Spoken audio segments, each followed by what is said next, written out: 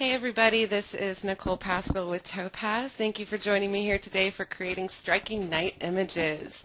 We are going to be going over a few basics about night photography in general and then looking into how Topaz can help kind of pump up the drama of your night images, working with color, contrast, and detail.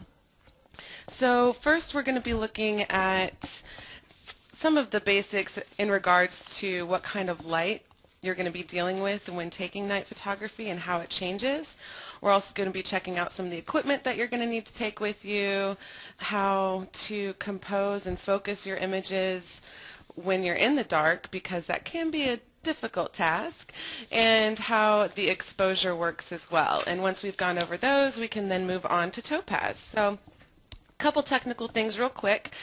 If you have any questions, you can type them into your questions module on your GoToWebinar panel. Ashley Robinson is going to be online with you answering those as quickly as she can.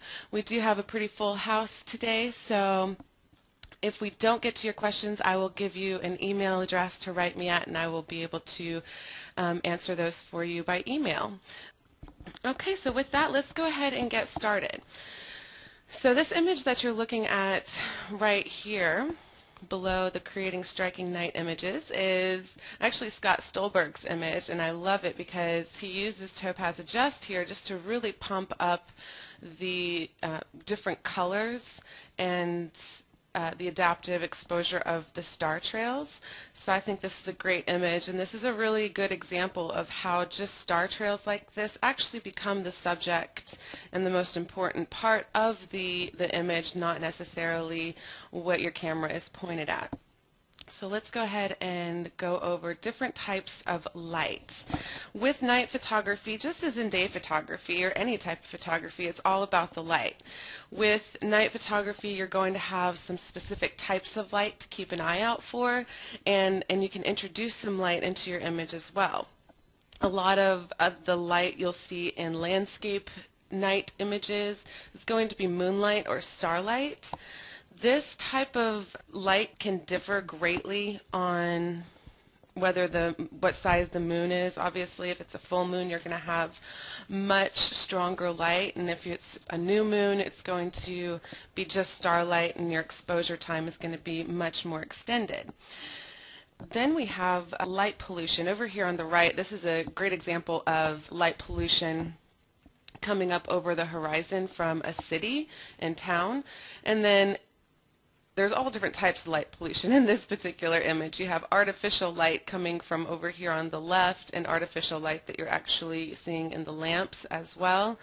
And then there is some starlight, but that's the light pollution is really the main light source. Now there are the purists who really want to get out into the moonlight, into the starlight, and only take advantage of natural light. But that's really hard to do in this day and age. It's definitely able to be done. You just have to travel a little bit of distance for most people. And others like to take advantage of the light pollution or the artificial light and really make it work with their subject matter. So there's lots of different thought on that. Then we have light painting. Light painting is kind of a newer technique that it's where you introduce light into your image where it's needed. So for this particular image here in the middle, a flashlight, a very, very strong flashlight was flashed across this river to hit the rocks and the trees. And you can tell that because as the sun's going down over here on this horizon, you would expect everything to be in shadow, so you know that there's some sort of light coming in. And this is just light pollution, or not light pollution, I'm sorry, light painting from a flashlight. Now you can go even further and put gels or some sort of transparent color in front of your flashlight or whatever light source you're using, and you can actually create really beautiful colors to paint light with. So that's a technique as well. So again, we're just going over some basics real quick, and I can go into some of these a little bit more later, but I want to get to how Topaz can really help your images. But I do want to make sure that I go over these basics. With this presentation, we're really going to be focusing on more of the DSLR versus film. So you're going to need a camera, obviously, and so a DSLR that has a bulb mode, and the bulb mode is very important, and most DSLRs have a bulb mode, and what that is an extended, it lets your shutter stay open or your sensor take the light in for an extended amount of time. So it's just for extended stuff. A tripod, definitely, because you're going to have extended exposures. You can't handhold, otherwise it's going to be really blurry, unless of course you're going for that look, but for these images today we're not really going to be talking about that.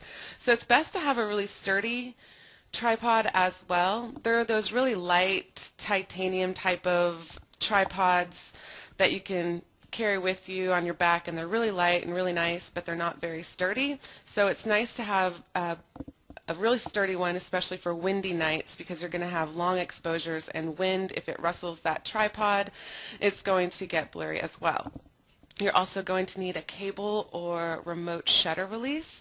I just have a cable shutter release, but I know a lot of night photography professionals swear by a remote shutter release that actually has a timer on it to really help you out. I only have the cable shutter release. I click it open and leave it going. I just look at my watch. I guess that makes me a little old school. All right, so beyond that, you'll need a flashlight and any other lighting devices you want to use, but the flashlight just for your security and safety, because majority of the time if you're shooting after dark, you're going to find yourself stumbling a little bit, especially if you're going out into nature, and you definitely want to have some sort of headlamp or flashlight. Fully charged battery, definitely important. Make sure that the one in your camera is completely fully charged, because with these extended exposures, it drains your battery quite a bit, especially if you use some of the tools that come along with that DSLR, and we'll talk about that in just a few minutes when we talk about exposure.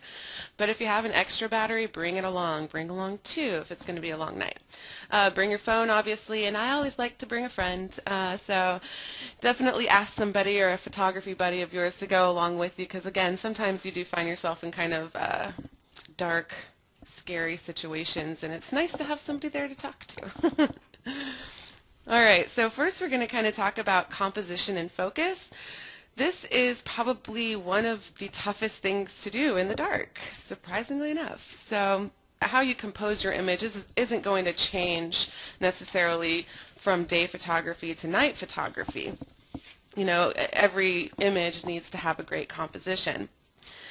But with night photography, you don't want to, especially if you have, let's say, a 10-minute or longer exposure or 20-minute exposure, you don't want to take that long exposure and find out that, number one, it's the wrong exposure, and number two, your image isn't composed correctly. But you didn't know that because you couldn't really see through the viewfinder and check it and see. So one thing that we were talking about yesterday in the basics is taking a short high ISO exposure before you start your longer exposures. So what that is you would set your your ISO of your camera maybe to 3200 or 6400 and start shooting, you know, seconds, maybe 15 seconds or something, and just getting that composing your image and getting that on the screen, being able to view that in that short amount of time is really nice. And once you have your composition, you can then change all of your settings and put it at the correct exposure time, and then you can take your 20-minute exposure. Focus is also, for each individual person, you'll find what works for you. I prefer still to manually focus my night imagery, but I know that there are those out there that use a bright object somewhere in the distance to kind of guesstimate an automatic focus and just leave their lens like that. What I like to do, especially if I have a friend with me, I'll send my friend over to about the area I want to be focusing on. So for example, if I was out in the wilderness and I wanted to focus on a tree or something, I would send a friend out to that tree with a bright flashlight and then I focus in on that flashlight, and I just manually focus that.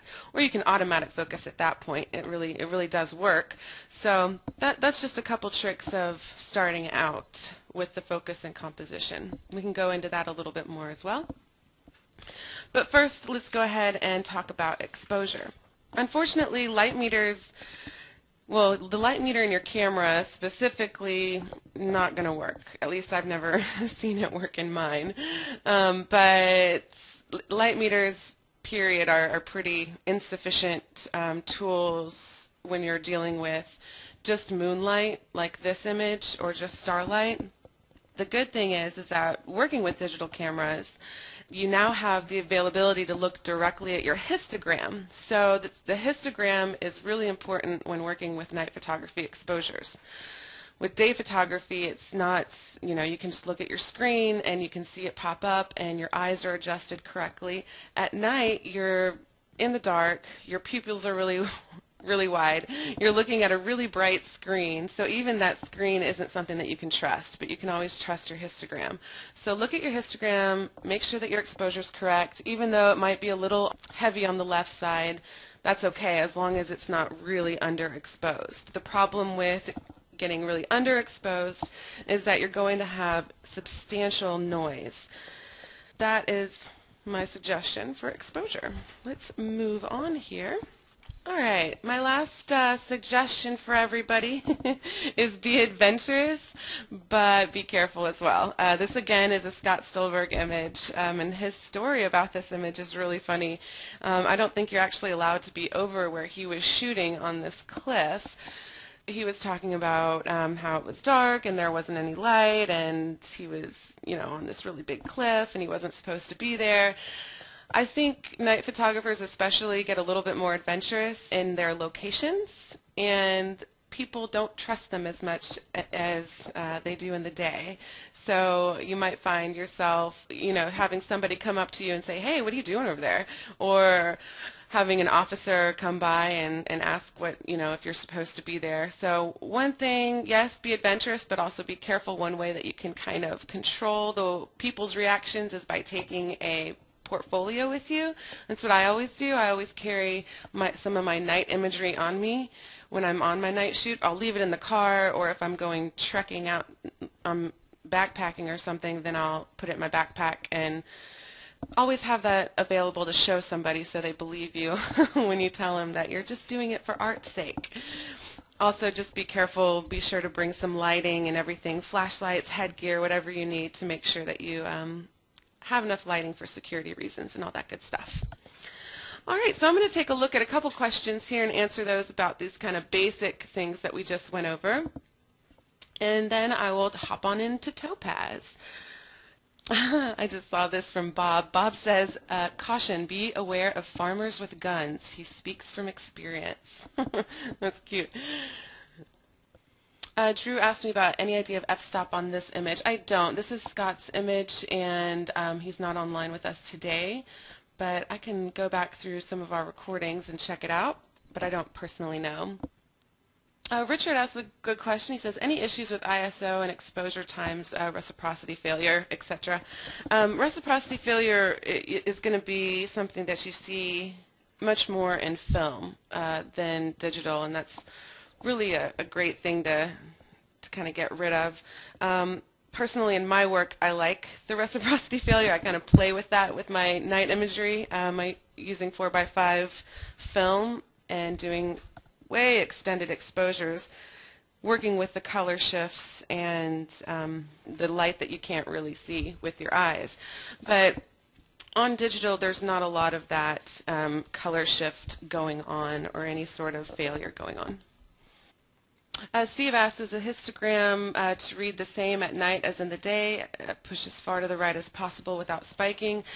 No, because actually, Steve, it would be okay to have it heavy-handed on the left, because you're not trying to create a day image. You're trying to create a night image, and most of those night images are going to be darker, have much more darker jewel type of tones within them. So it's okay to be heavy-handed on the left. And it's actually kind of hard, especially if you're out in the wilderness, to overexpose and push that histogram way to the right.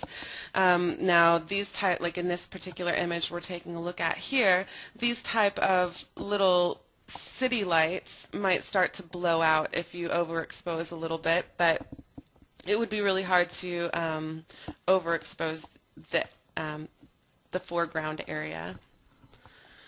Okay, so let's go ahead and talk about how Topaz products within the bundle can help you.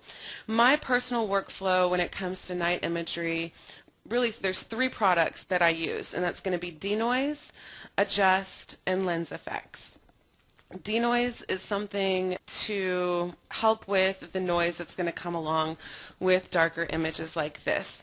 One thing that I did not mention during the presentation that I did mean to was about the high noise and the noise removal, long exposure noise removal that you can use on your DSLR. There were some questions about that yesterday, and I was checking with a couple of my photo buddies, and most of them don't use it.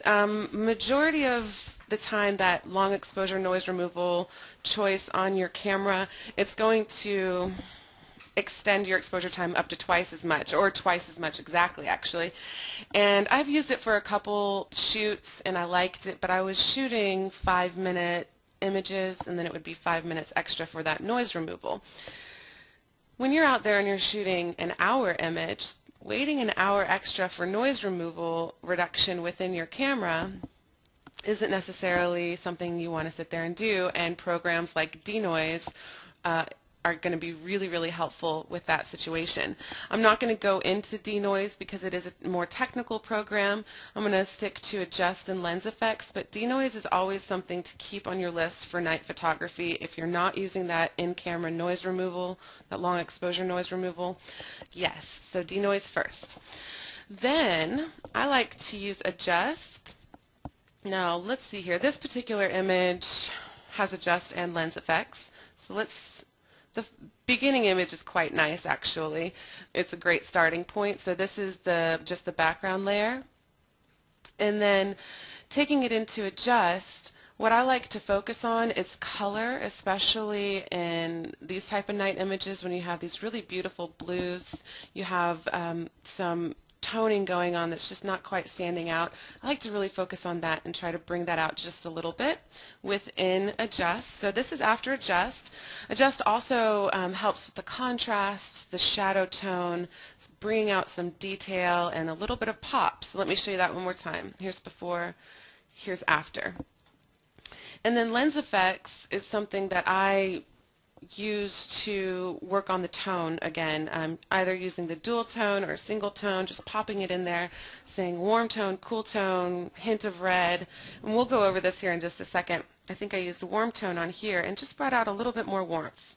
Here's the last part. So this is after adjust and with lens effects. So let me show you how easy this image is, and then I'll go into a more difficult image that really focuses on what each program can do. So let's just go up here to the background, and I will just make a background copy, come up to my filter, Topaz Labs. The first one I'm going to go into is Topaz Adjust after I've already gone into denoise, if I needed to. You usually will with night images. Okay, so what's applied when you first go in is whatever was applied to your last image. So if you don't like that, you can just press Reset All. My favorite preset for night imagery has been Photo Pop. It's very simple. It's just a little bit of pop. So I just come over here to my preset list over here on the left, click on Photo Pop, and that's applied to my image. So here's before, here's after. If you're unfamiliar with Adjust or any of the programs that we might be going over this next month, really we're just going over types of photography and how Topaz can help those along. If you want a more introductory type of webinar that goes over that program specifically, you can look it up on our YouTube channel or our webinar page on our website. So those are there for you. Now the one thing with Photo Pop that I don't like for night imagery, again here's before, here's after, is that it opens up the shadows. I really don't like that, and you start to see some color noise within the shadows and some artifacts because you're opening it up so much.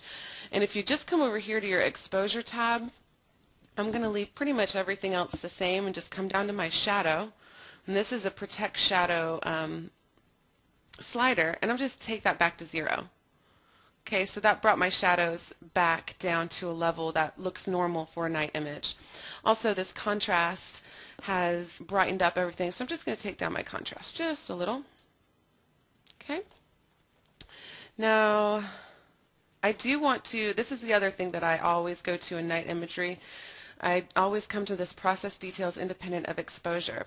Now, a lot of you know that adjust is really great for creating a type of grunge look, and it does that by processing both the details and the exposure together and kind of pulling on that information.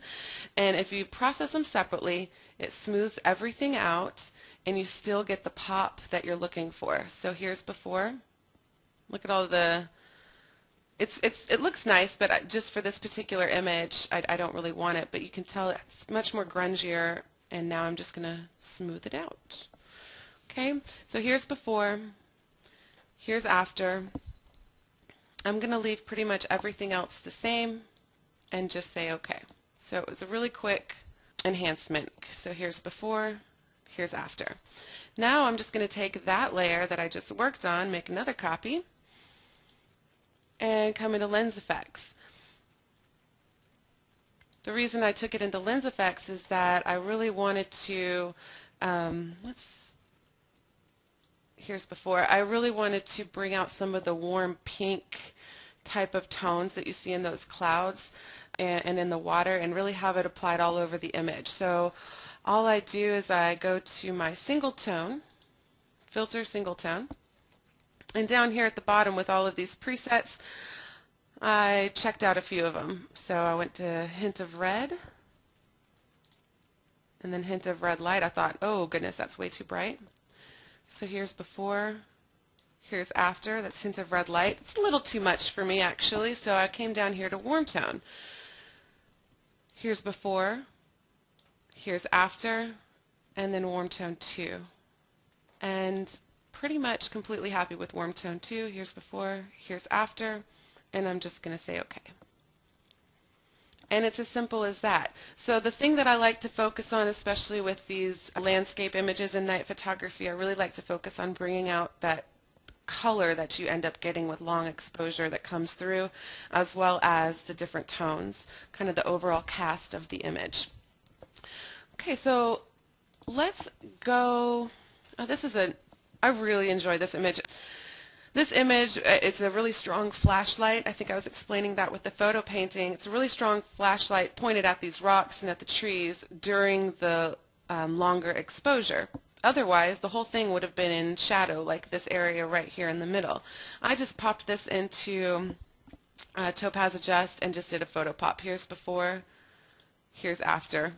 Very simple, but it does bring out light in areas of your image, focusing more on that jewel-like tone. I love that tone. I have a couple questions about light painting. I wanted to show you this as well. Let's see here. This is more traditional light painting that some of you might recognize. This is not my image, but I think it's so cool.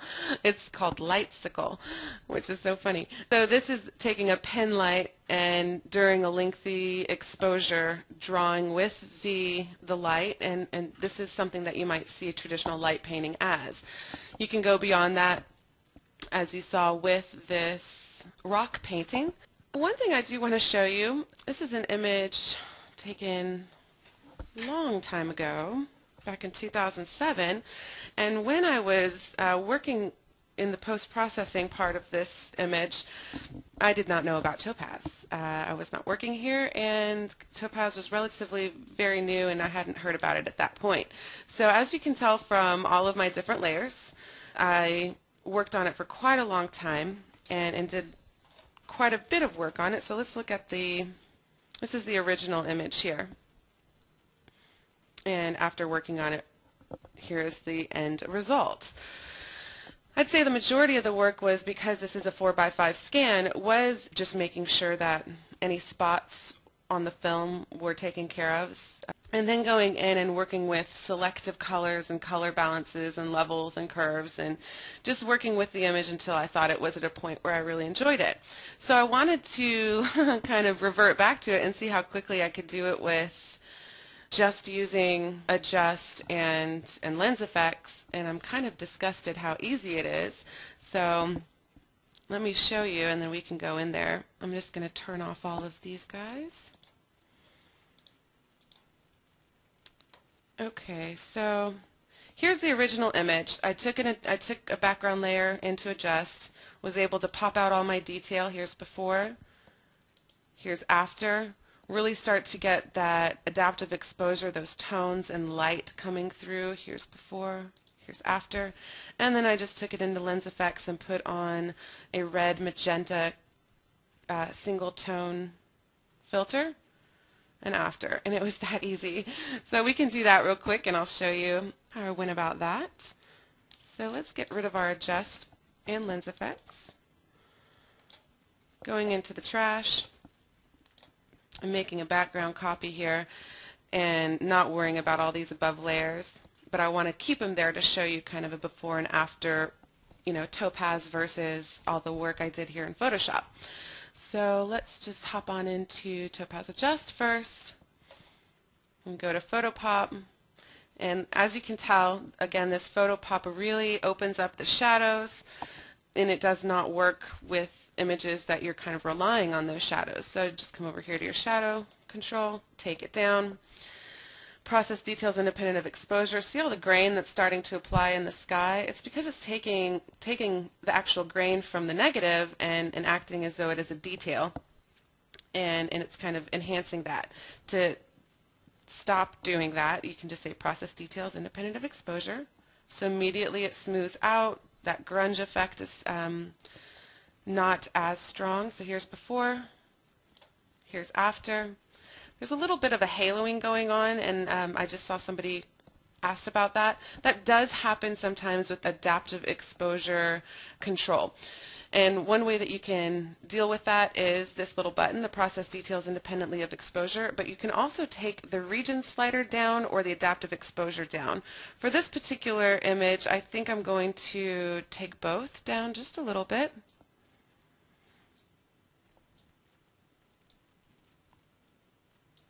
Okay, and I'm going to take that contrast back down just a little. So it's very easy to come in and manipulate this to what will work for your image.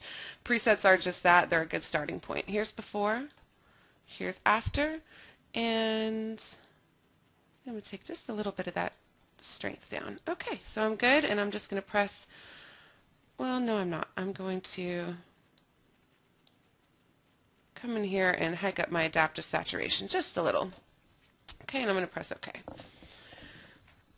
Once that process is back, I'm going to do the exact same workflow we did in the other image, and that's just taking the adjust layer, making a copy of that, coming over to Topaz Lens Effects, and working with my tones to see if I can get that more pink, warm type of sky that I was looking for initially. Oops, single tone, and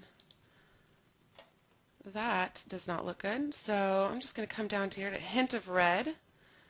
Here's before, here's after. So already starting to get pretty warm. I'm going to go to above that. I'm going to stick with hint of red light, and then it's still not doing what I want it to. So when you're working with trying to put a color tone on your image, it's very simple to come over here, open up your color tone adjustments, and create your own filter.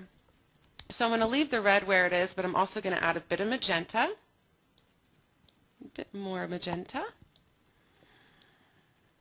And let's see here, do I want to add anything else? Maybe a little bit more red? No. Okay, so here's before. Very green, very cyan. Here's after, bringing in that magenta, balancing out the whites of the house. So let's just say okay. Okay. So there's a little red cast in the shadows here that if I would have taken just a little bit more time, I would have seen. But essentially, it's exactly what I spent hours doing in Photoshop. So let's see what that looks like.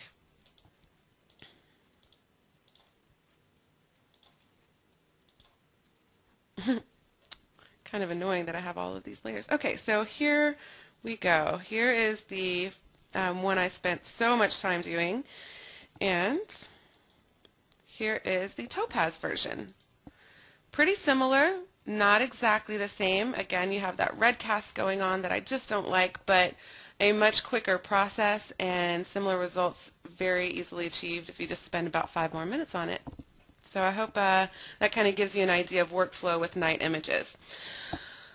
I'm going to turn this over to you guys because I have a lot of questions coming through, and I want to answer as many as I can. If you saw some images in the introduction that you'd like me to go over, or if you see any images that I have clicked through here, let me go through a few before and afters, and then you can, if you have a specific you want me to talk to you about, I can do that. This is a great example of, this is just adjust. Here's before. Notice the city. You've lost all of the detail. The black is almost consuming the bottom portion of this image. With a little bit of adjust and a layer mask, I was able to pop that out and really have some detail and color come through even in the shadow areas. So again, here's before and after. Adjust is immaculate with night imagery.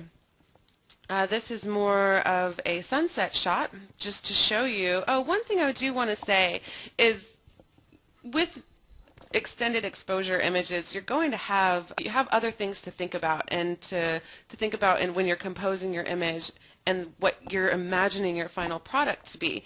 You have your shutter open for so long, you're going to have these either stars that are trailing. You're going to have, for example, here, that was the intention of the photo, you're going to have these streaks of light in your image, and just kind of imagine and plan what that's going to look like afterwards. Digital is great for night images because you don't have to sit there and wait to see what it looks like and then go back to the same place to shoot it again and again and again. You can see what you have on your sensor right then and there.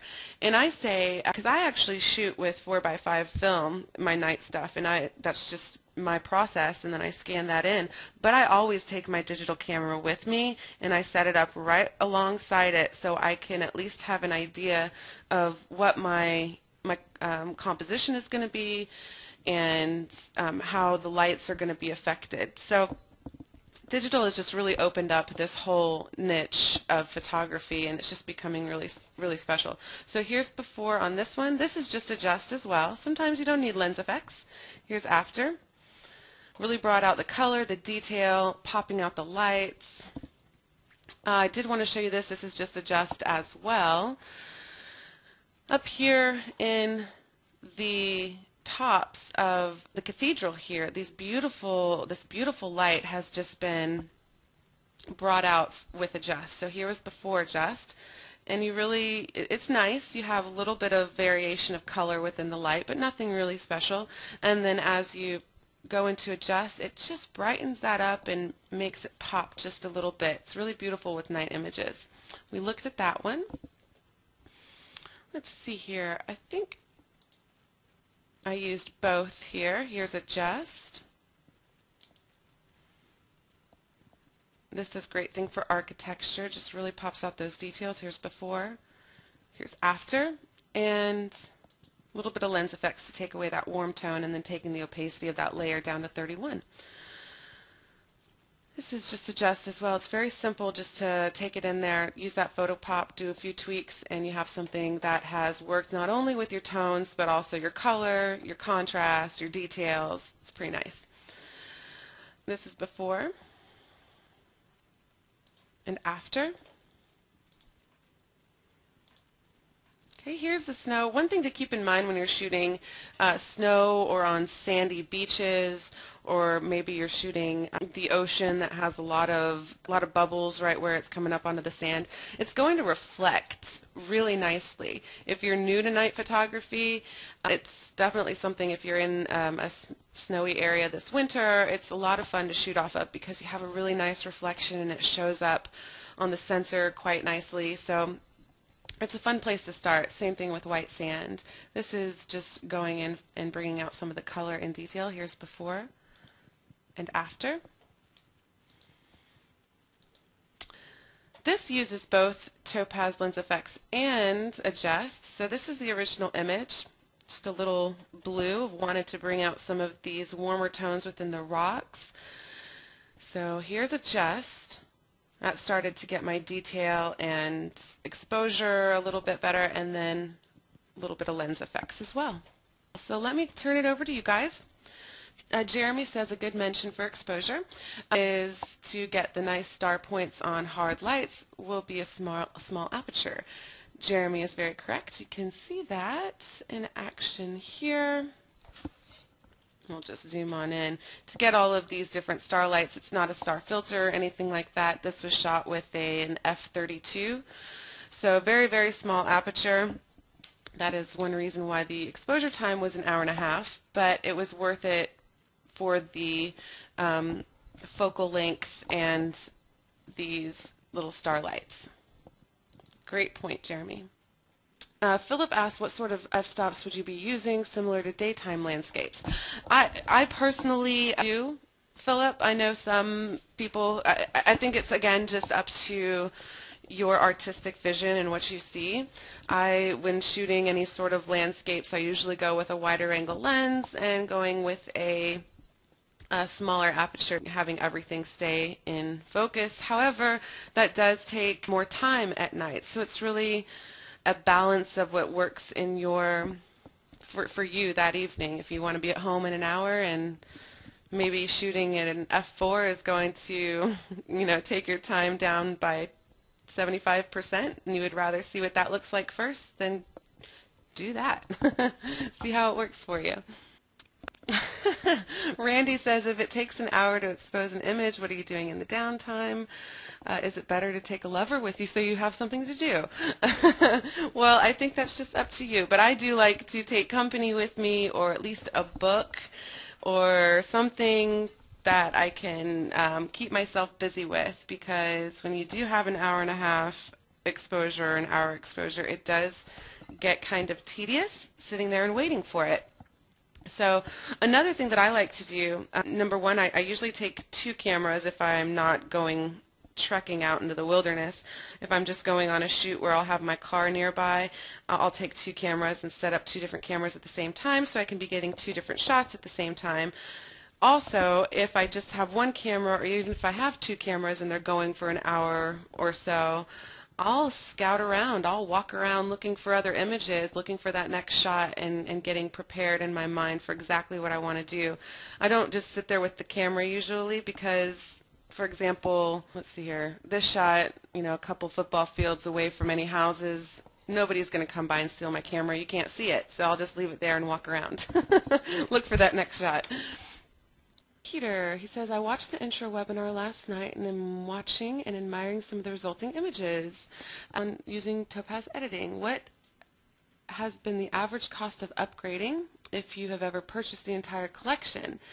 Peter, up to this point, we have never charged for upgrades. So that's one thing that our users enjoy for sure. The average price varies. Anywhere adjust is, let's see here, $49.99, and all upgrades to this point have been free. And lens effects, I believe, is $79.99. I should probably know this, but it also free upgrades. So Diane asks, do you take multiple exposures for night photos to ultimately combine them for better pics? I have before, and blended them, so they become much more balanced from the highlights to the shadows, and found that that's a really good technique, and I know many photographers who do that. There's also a technique for shooting star trails called stacking. I'm not sure, I'm guessing this is what Scott Stolberg used for this particular image. That's a more advanced type of technique, so you can look that up online. We're not really going over that today, but as far as combining maybe 3 different exposures or bracketing, it can really help with balancing out your image and getting the look you're envisioning. Mark says workflows generally lens effects after adjust. Mark, it really does not matter, actually. That is one of the you could use those on the same if you were setting up a workflow chart Just make sure you have denoise at the front of that workflow chart, denoise and in focus if you're working with any sort of blur, anything that you're trying to help. And then make sure you're using detail at the ends. And pretty much all of the creative enhancement ones, such as simplify and clean, need to come towards the later end of your workflow, and any of the products such as adjust and lens effects and black and white effects that are working more with color, contrast, exposure are more towards the front of your workflow, but not before denoise. That's the key. Dulcie asks, can you combine 3 separate exposures and then Topaz? Absolutely.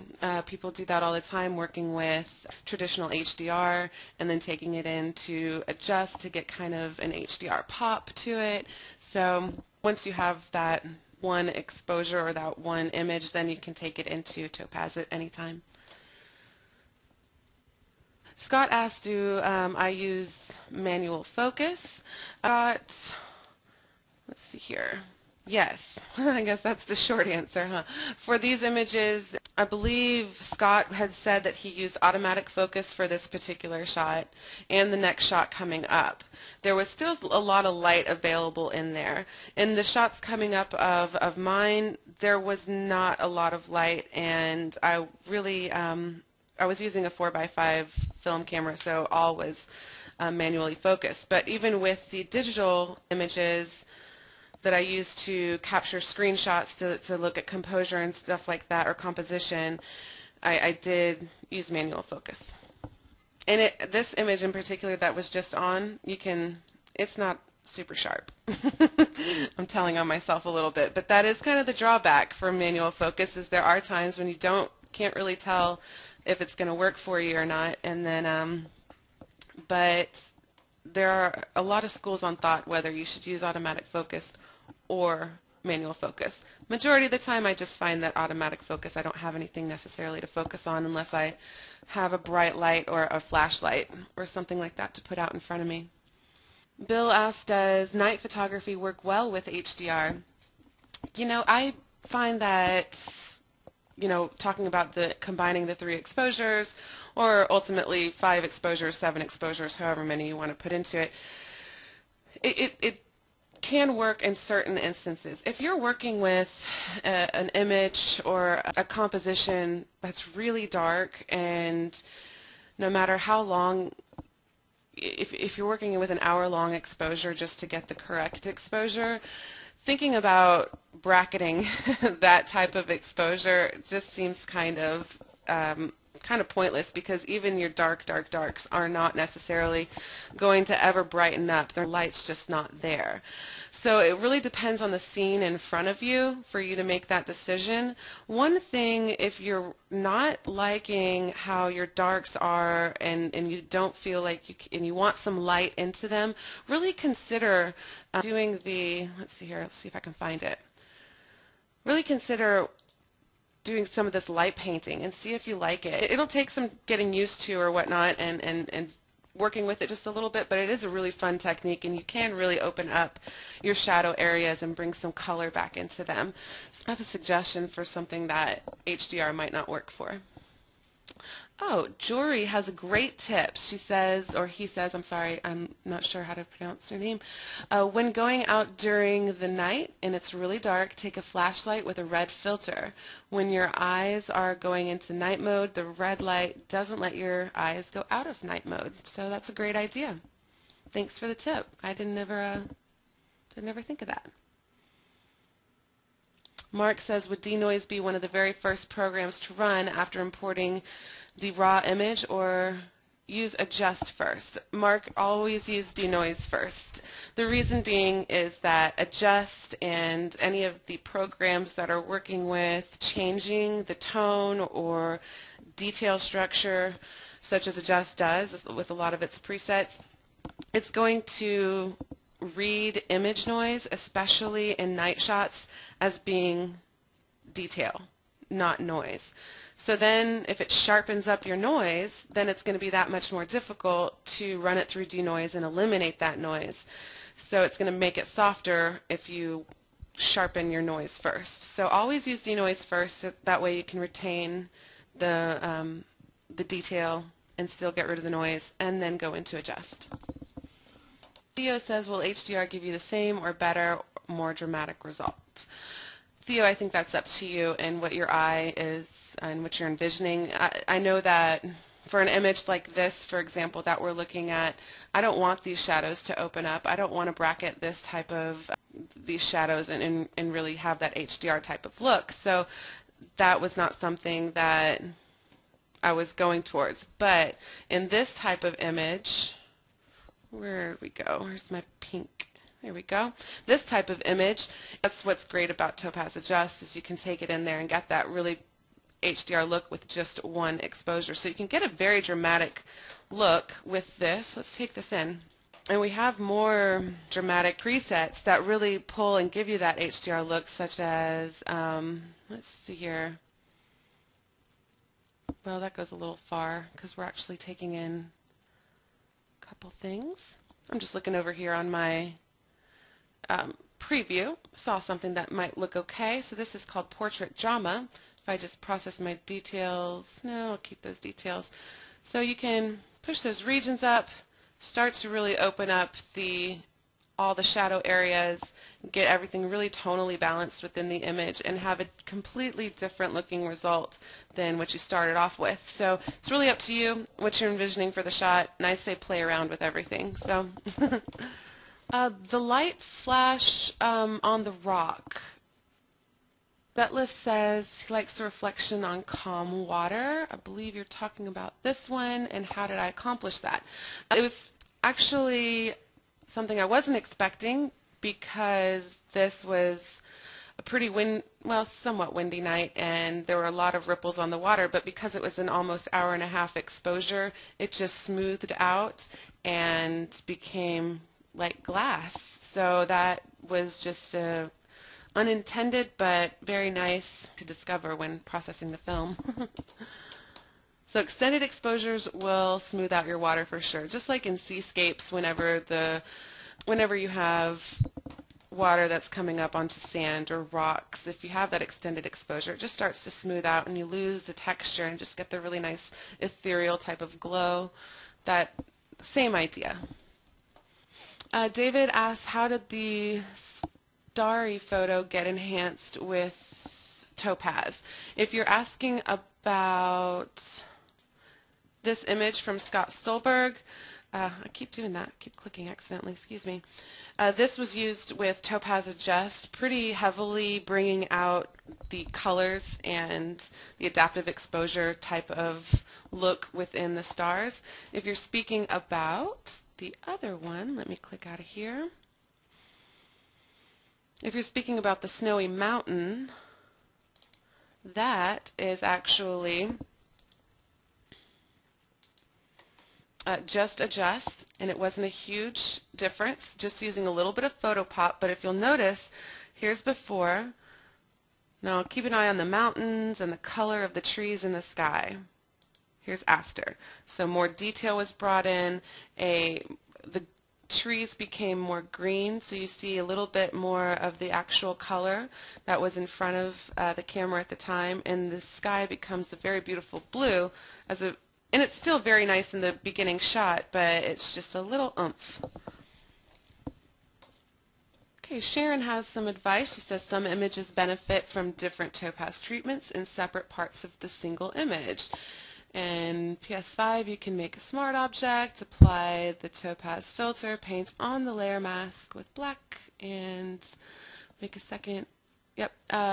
Yeah, Sharon's correct. Now, in some of our new products, such as black and white effects, if you want to use the local adjustment brush, which is a really great addition to the Topaz tools, you can actually not have to go into your host program or back into Photoshop and work with layer masks and smart objects. However, if you're working with say lens effects, you can do that, and it's a very effective way to work. And as you can see, let's see here. Let me show you kind of what she's talking about if you didn't see it earlier. Let's look at this one. So here, over here on the right, I have a layer mask. Now I didn't use it as a smart object, which would have allowed me to go back into Topaz Adjust and see my settings again, but what the layer mask allowed me to do was not take the sky and blow and change it too much. So here's before, here's after with the layer mask. Now if I delete my layer mask or disable it, you can see how kind of grungy it got up here in the sky, and it just started not to look good. And to be able to apply that layer mask was a really nice thing to have, so I could only selectively apply adjust. I think that is it. I know there are a lot of questions that weren't answered. I'm sorry if I did not get to them, but it looks like any new questions have stopped, so I'm just going to go ahead and stop there. I hope you have a great day and a great weekend, and join me next week for landscape photography. Bye-bye.